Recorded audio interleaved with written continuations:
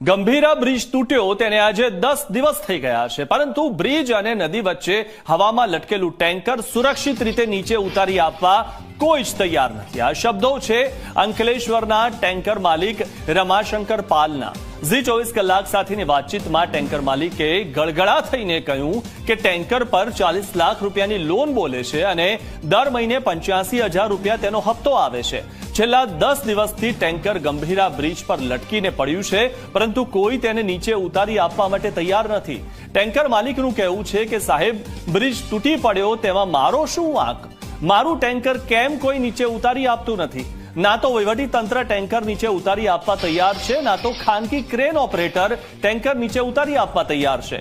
પોતાની આ વ્યથા લઈને વડોદરા કલેક્ટર કચેરી પહોંચ્યા છે અને ટેન્કર માલિક આ પોતાની વ્યથા દર્શાવી રહ્યા છે। ટેન્કર માલિક રમાશંકર યાદવ અને તેઓ દુર્ઘટના બની ત્યારથી અંકલેશ્વરથી આણંદ અને વડોદરાના ધક્કા ખાઈ રહ્યા છે।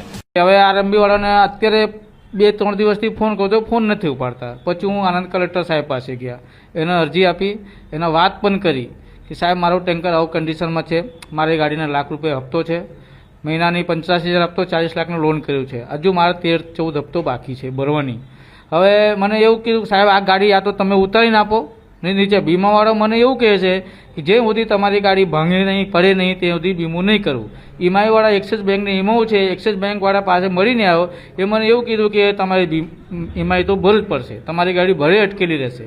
હવે મારા ડ્રાઈવરનો પગાર ચૂકવાનું અને પછી મારા ગાડી ચાલે તો જ પછી ઈમાઈ તો ભરવાની જ છે। હવે આ 10 દિવસથી લટકી છે, એનો જે ધંધો કરે તો હું ભરી શકું છું।